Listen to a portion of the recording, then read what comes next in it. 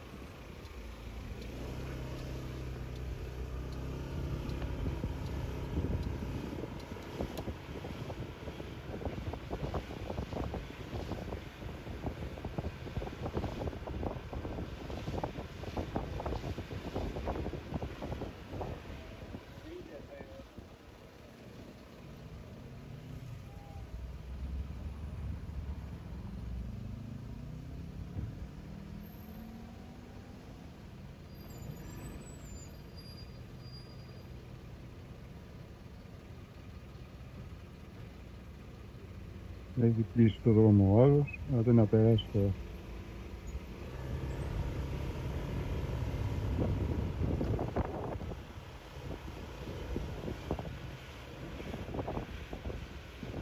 Μετά από έντο καιρό, με κάποιο πρόβλημα υγείας που ο οδηγός ξεπεράσει και πάλι μαζί παιδιά. Έχουμε από άντρες και πηγαίνουμε τέτοιοι.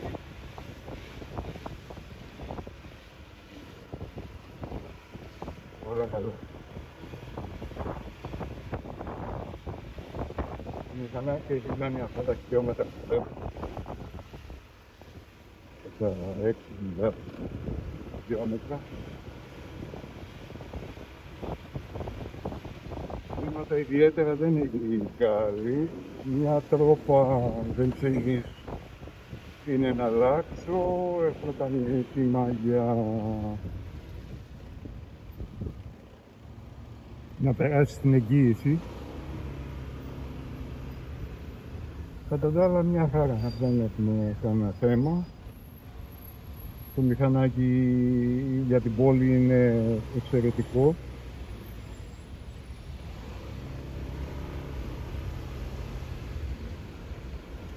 Εννοείται ότι βγαίνεις και εκτός πόλης, κάπου κοντά βέβαια, δεν είναι για πάρα πολλά χιλιόμετρα, δεν είναι μοτοσυκλέτα τουρισμού, είναι μια σκούτερ πόλης εδώ. Αρκετά δυνατό θα έλεγα.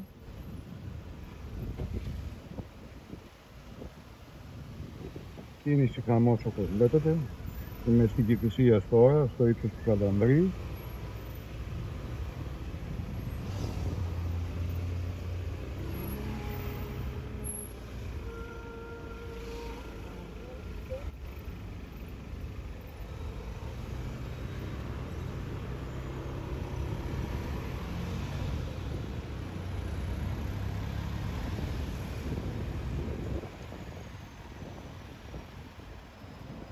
Κατεβαίνουμε προς τα πάνω, προς τη Πεύκη. Η Πεύκη, αν δεν γνωρίζετε κάτι, είναι πολύ κοντά στο Μαούλι, πάρα πολύ κοντά στο Μαούλι.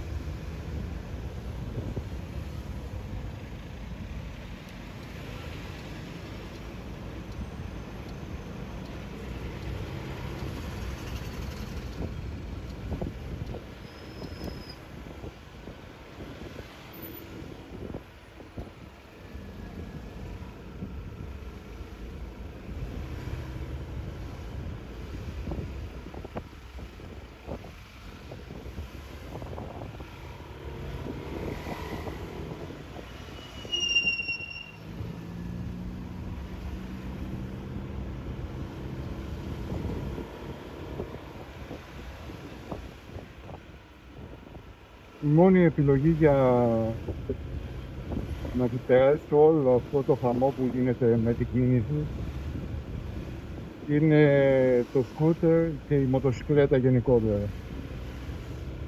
Με τον κατάλληλο εξοπλισμό πάντα, κράνη, γάντια, το μπουφάν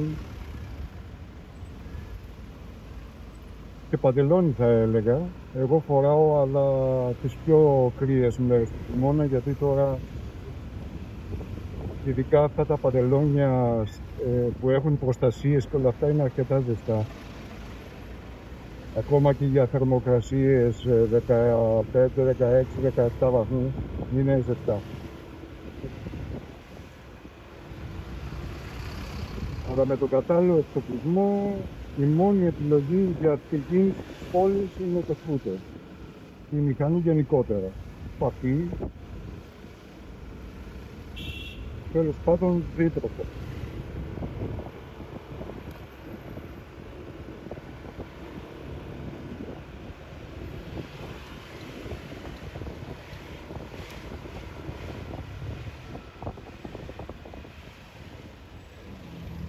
Θέλει μεγάλη προσοχή, πρέπει να προσέχουμε και εμείς οι ίδιοι οι μοτοσυκλετιστές, να οδηγούμε πολύ προσεκτικά και σεβόμενοι όλους τους άλλους οδηγούς. Μα είναι σε δίτροφο μας σε αυτοκίνητο, δεν έχει σημασία.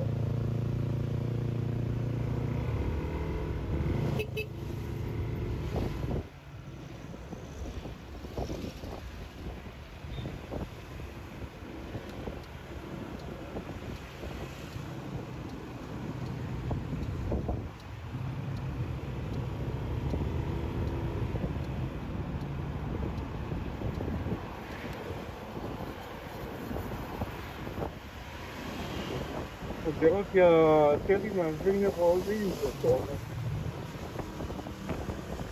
Έχει βέβαια φοβερή καρδία.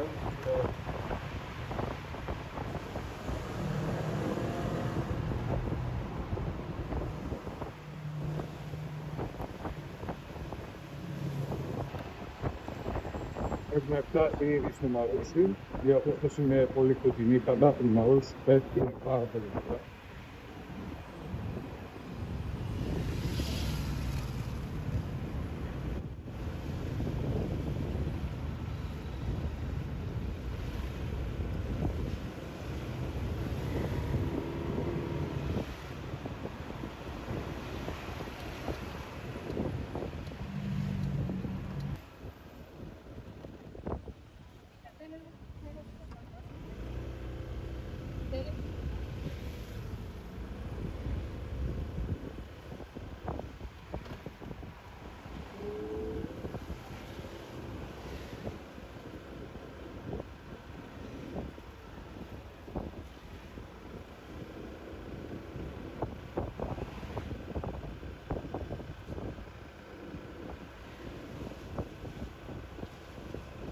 Σκούτερ λοιπόν, ό,τι καλύτερο για την πόλη, όπως σας έλεγα πριν.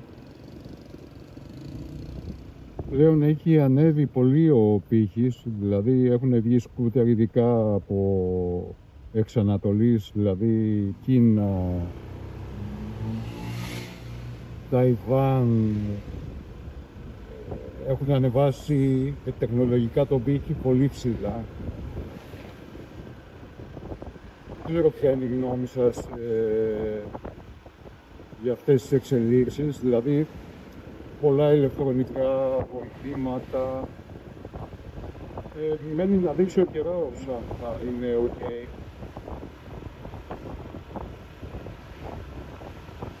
Αλλά το άλμα έχει γίνει, δηλαδή έχει φτάσει πολύ ψηλά επίπεδα.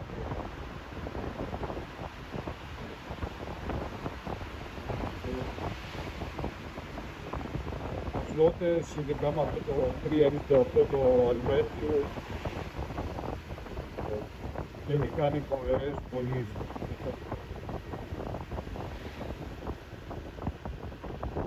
Έχει ξεπεράσει το ATV, αν δεν κάνω λάθος, το 350. Στο τέλος ο καιρός θα δείξει κατά πόσο είναι αξιόπιστη όλη αυτή η τεχνολογία.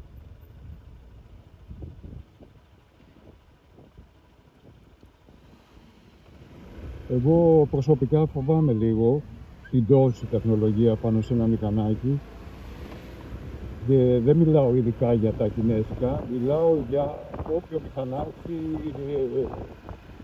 έχει αυτή τη τεχνολογία πάνω.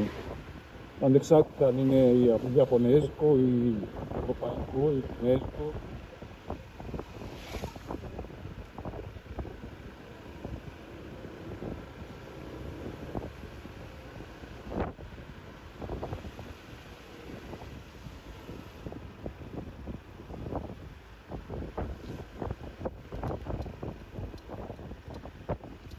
Γίνεται λόγος, πολλής λόγος για τα κινέζικα. Εγώ πιστεύω ότι πλέον η Κίνα έχει φτάσει σε πολύ υψηλά επίπεδα. Θα προβληματίσει αρκετά τους Ευρωπαίους και τους Ιαπωνέζους κατασκευαστές.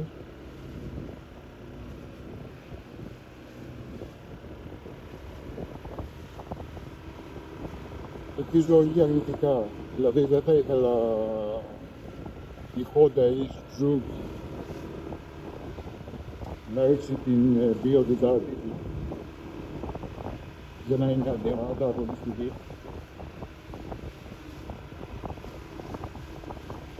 Θα ήθελα να προσφέρει την ίδια ποιότητα με λίγο καλύτερες τιμές. Γιατί η αλήθεια ότι η διαφορά μεταξύ κινέζικων και ιαπωνέζικων είναι χαοτική μερικές φορές.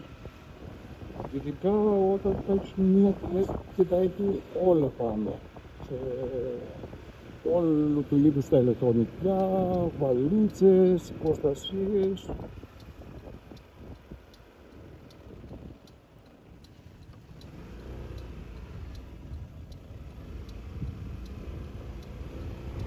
Ενώ στα ιαπωνέζικα πρέπει να δώσεις επιπλέον από την ήδη ψηλή τιμή που το αγοράζεις.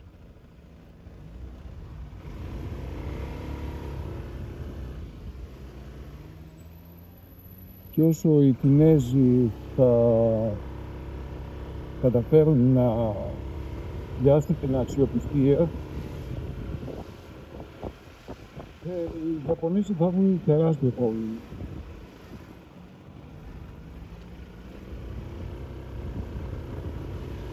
Κάποια στιγμή θα αναγκαστούν να κάνουν κοινοπραξίες μεταξύ τους, δεν ξέρω όλοι να γίνουν.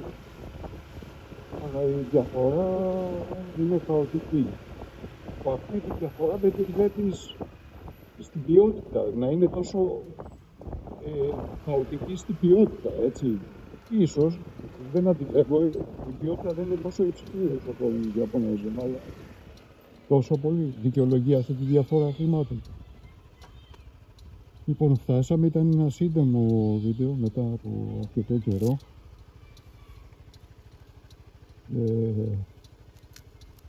Τεστάω λίγο και μία λήψη που κάνω με το iPhone.